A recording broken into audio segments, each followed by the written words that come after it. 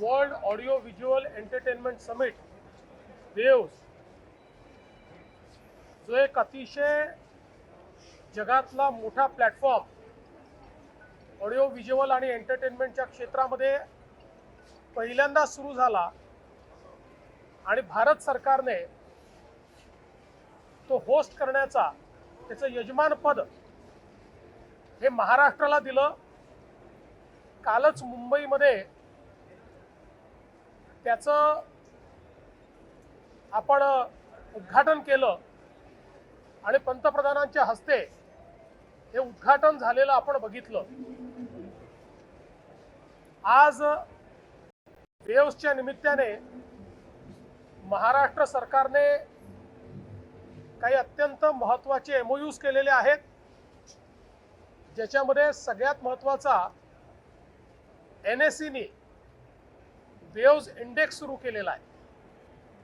43 companies ज्या या AVGCच्या क्षेत्रातल्या आहेत, या कंपन्यांचा तो इंडेक्स सुरू झालेला आहे आणि त्यामुळे या क्षेत्रामध्ये गुंतवणुकीकरता आणि एकूणच फायनान्शियल इकोसिस्टम तयार करण्याकरता एक अत्यंत महत्त्वपूर्ण अशा प्रकारचे पाऊल उचललं गेलेलं आहे.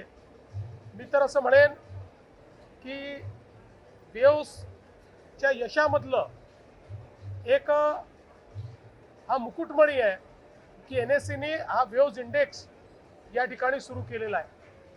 यासोबत आज आपण 2 युनिव्हर्सिटीज सोबत MOU केलेला आहे. आपल्याला कल्पना आहे की नवीन शैक्षणिक धोरणाच्या अंतर्गत फॉरेन युनिव्हर्सिटीजला आपल्या देशामध्ये कॅम्पस उघडण्याची परवानगी मिळाली आणि म्हणून आपण नवी मुंबई इथे सिडकोच्या पुढाकाराने एज्युसिटी तयार करतोय.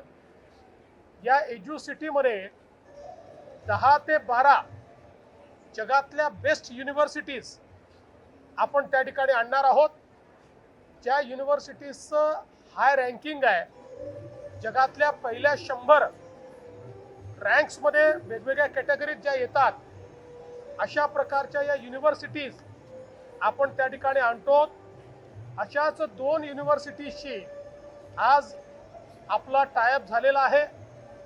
युनिव्हर्सिटी ऑफ वेस्टर्न ऑस्ट्रेलिया, जी ऑस्ट्रेलियातली युनिव्हर्सिटी आहे, आणि युनिव्हर्सिटी ऑफ यॉर्क, जी UK मधली पहिल्या 4 युनिव्हर्सिटीमधली एक युनिव्हर्सिटी आहे.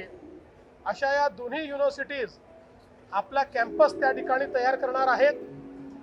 इनिशियली 1500 कोटी रुपयाची इन्व्हेस्टमेंट ते त्या ठिकाणी करणार आहेत आणि आपला प्रयत्न आहे अजून 3 महत्त्वाच्या युनिव्हर्सिटीशी आपली चर्चा चालली आहे किंवा चर्चा झालेली आहे.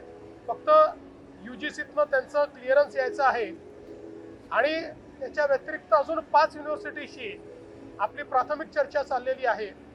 त्यामुळे देशातलं वर्ल्ड युनिव्हर्सिटीज असलेलं पहिलं कॅम्पस हे नवी मुंबईमध्ये आपण सुरू करतो आणि त्याचे आज पहिले 2 MOU या ठिकाणी आपण केले आहेत. यासोबत आपण प्राईम फोकस सोबत एक MOU केला आहे, ज्याच्यामध्ये प्राईम फोकस एक फिल्म सिटी या ठिकाणी तयार करते आहे, ज्याच्यामध्ये जवळपास 3000 कोटी रुपयाची इन्व्हेस्टमेंट ते करणार आहेत. 2500 लोकांना त्यातनं थेट रोजगार मिळणार आहे आणि इनडायरेक्ट किमान 10,000 लोकांना रोजगार मिळेल. अशा प्रकारची ही जी काही एक फॅसिलिटी ते तयार करतायत, AI पॉवर्ड आणि जगातली बेस्ट टेक्नॉलॉजी ही त्या ठिकाणी असणार आहे. त्यामुळे प्रोडक्शन किंवा फिल्म शूटिंग किंवा अलीकडच्या काळामध्ये आपल्याला माहिती आहे, आपण इथे देखील लावून ठेवलेलं आहे की कुठेही शूटिंग करून कुठलाही सीन दाखवता येतो, अशी आता टेक्नॉलॉजी. या सगळ्या टेक्नॉलॉजीज म्हणजे जगातली जी सगळ्यात एक्सपेन्सिव्ह आणि टेक्नॉलॉजिकली सगळ्यात अहेड पुढची जी कुठली फिल्म आहे, ती फिल्म देखील या ठिकाणी शूट करता येईल इतकं ॲडव्हान्स अशा प्रकारचा स्टुडिओ हा प्राईम फोकस तयार करत आहे.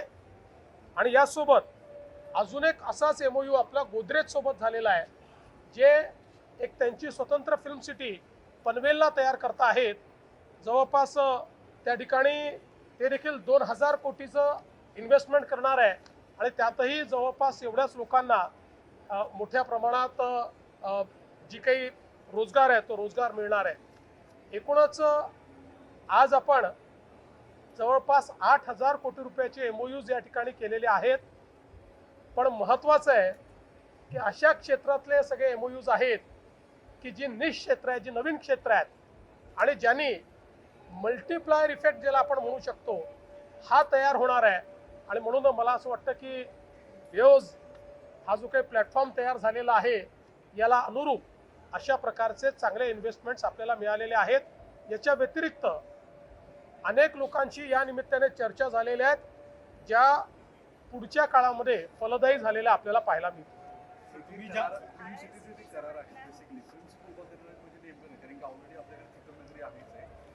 आता फिल्म सिटी म्हणजे लोकेशन नाही आहे, आता फिल्म सिटी म्हणजे टेक्नॉलॉजी. आणि ही जी टेक्नॉलॉजी आहे ही सगळी असलेली ही फिल्म सिटी असणार आहे, ज्याच्यामध्ये अर्थातच त्या ठिकाणी शूटिंगपासनं प्रोडक्शन, पोस्ट प्रोडक्शन सगळ्या गोष्टी करता इकोसिस्टम त्या ठिकाणी असते. सर, तुम्ही ज्या पद्धतीने युनिव्हर्सिटी सांगितलेल्या त्या युनिव्हर्सिटी कशा पद्धतीने असं आहे की या युनिव्हर्सिटीज त्यांचं ऑफशोर कॅम्पस हे आता मुंबईमध्ये तयार करतील. म्हणजे त्या फुल फ्लेजेड युनिव्हर्सिटीज या ठिकाणी येत आहेत. आत्तापर्यंत आपले लोक वेस्टर्न ऑस्ट्रेलियाच्या युनिव्हर्सिटीमध्ये ॲडमिशन घेण्याकरता प्रयत्न करायचे, कारण ती फार चांगली युनिव्हर्सिटी आहे आणि त्याकरता तिथे जावं लागायचं, त्याचा खर्च खूप होता. पण आता जे लोक जाऊ शकत नाही त्यांना तेच एज्युकेशन या ठिकाणी मिळणार आहे. ज्या पद्धतीने यजमानपद आपल्याकडे होतं त्याच्या काळात पण राहणार आहे सांगितलं, बेसिकली याचा बेनिफिट जो अपेक्षित आहे तो भाषण बोलला नुसते तुम्हाला म्हणजे आपण आता 1000 कोटी सांगतात आपण त्यापेक्षा अधिक होईल. कालपासनं मी या क्षेत्रातल्या ज्या ज्या लोकांची इंटरॅक्शन करतोय त्या सगळ्यांचं म्हणणं आहे की अशा प्रकारच्या एका प्लॅटफॉर्मची आवश्यकता होती. कारण आज फास्टेस्ट ग्रोईंग इकॉनॉमी जर कुठली असेल तर ती ही AVGCची जी इकॉनॉमी आहे ही फास्टेस्ट ग्रोईंग इकॉनॉमी आहे. सर्वात जास्त रोजगाराची संधी या इकोसिस्टीमने तयार होते आहे आणि याच्यामध्ये पहिल्यांदा भारताला लीड करण्याची संधी आहे. कारण कंटेंट क्रिएटर्स असतील ते सगळ्यात जास्त आपल्याकडे आहेत, कंटेंटचं कन्झम्पशन असेल ते आपल्याकडे सगळ्यात जास्त आहे आणि म्हणून त्याच्यामध्ये लीड घेणं हे अत्यंत महत्त्वाचं आहे. आणि या वेव्समुळे तेच आपण या ठिकाणी घेऊ शकलेलो आहोत. आणि मुंबई या AVGCच्या रिव्होल्युशनची एक अघोषित राजधानी आता या इव्हेंटमुळे झालेली आहे. दुसरीकडे AI वगैरे येत आहेत, त्या संदर्भामध्ये काही वेगळे बोलणी झाली आहेत का? AIचे सॉफ्टवेअर आहेत त्यामुळे अपडेशन ते सॉफ्टवेअर आणखी त्या सगळ्या संदर्भात याच्यामध्ये AIच आहे. आपण जर बघितलं तर याच्यामध्ये प्रत्येक गोष्टीत आपल्याला AIचा वापर दिसेल. त्यामुळे ही सगळा हा जो इकोसिस्टीम आहे, इकोसिस्टीमच AI पॉवर्ड इकोसिस्टीम आहे. जसं आता आपण जे 2 स्टुडिओज आता अनाउन्स केले हे दोन्ही स्टुडिओज AI पॉवर्ड स्टुडिओज आहेत. सर हिंदी में जानना चाहेंगे।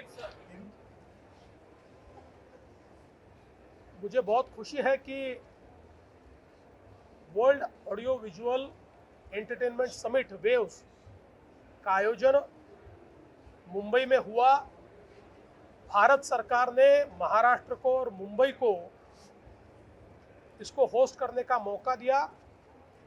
आदरणीय प्रधानमंत्री जी ने कल उसका उद्घाटन करने के बाद दुनिया भर के लोग जो यहाँ पर आए हैं वे लोग ये कहते हैं कि इस स्केल का और इस क्वालिटी का प्लेटफॉर्म इस क्षेत्र में पहली बार तैयार हुआ है।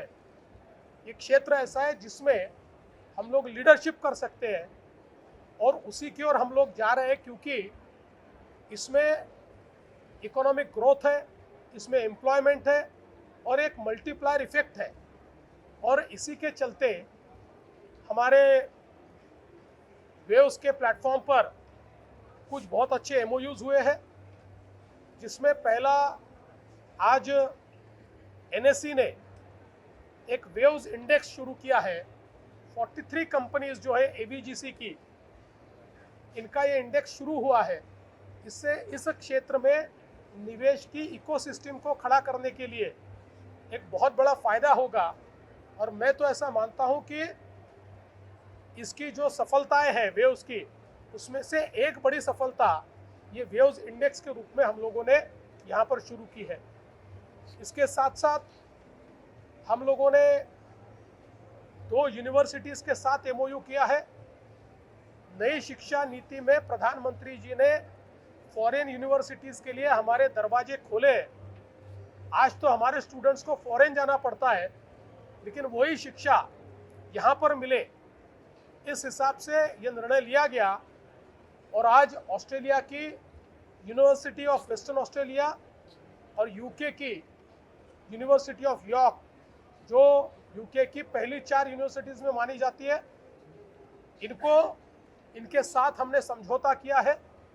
नई मुंबई में सिडको के माध्यम से हम लोग एजुसिटी तैयार कर रहे हैं, जहां ये अपेक्षा है कि 10 से 12 फॉरेन यूनिवर्सिटीज़ एक साथ वहां पर आएगी।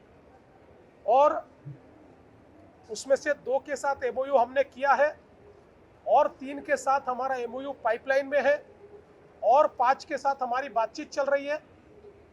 एक ऐसी इकोसिस्टम इसके कारण तैयार होने वाली है कि जिसमें world class education at doorstep, इस प्रकार से एजुकेशन के इस इकोसिस्टम में महाराष्ट्र देश के आगे निकलने वाला है। इसके साथ साथ हमने प्राइम फोकस के साथ एक बहुत ही एडवांस स्टूडियो फिल्म सिटी का एक एग्रीमेंट किया है। इसमें करीब 2,500 करोड़ रुपया वो इन्वेस्ट करेंगे, और स्टेट ऑफ द आर्ट दुनिया की सारी एडवांस टेक्नोलॉजी जिसमें होगी, इस प्रकार का ये स्टूडियो तैयार होगा। उसके साथ साथ गोदरेज भी पनवेल में ऐसा ही एक स्टूडियो तैयार कर रहा है, एक फिल्म सिटी तैयार कर रहा है, जहां पर 2,000 करोड़ रुपए का निवेश होगा। और इन 2 स्टूडियोज के कारण दुनिया भर की जो पोस्ट प्रोडक्शन की फैसिलिटी है वो भारत को मिलेगी, और बहुत बड़े पैमाने पर रोजगार का निर्माण भी भारत में होगा। तो मैं ऐसा मानता हूं कि एक बहुत ही महत्वपूर्ण इस प्रकार के ये MOUs हमने किए हैं।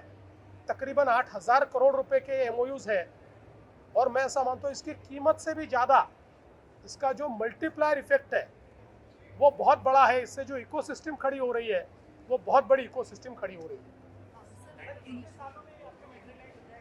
देखिए, ऐसा लगता है कि ये जो यूनिवर्सिटीज़ है ये शायद इसी साल अपना एक प्रकार से भूमि पूजन करेगी, और दोनों स्टूडियोज़ ने भी यही कहा है कि उनका भी प्रयास है कि इसी साल वो लोग काम की शुरुआत कर दें।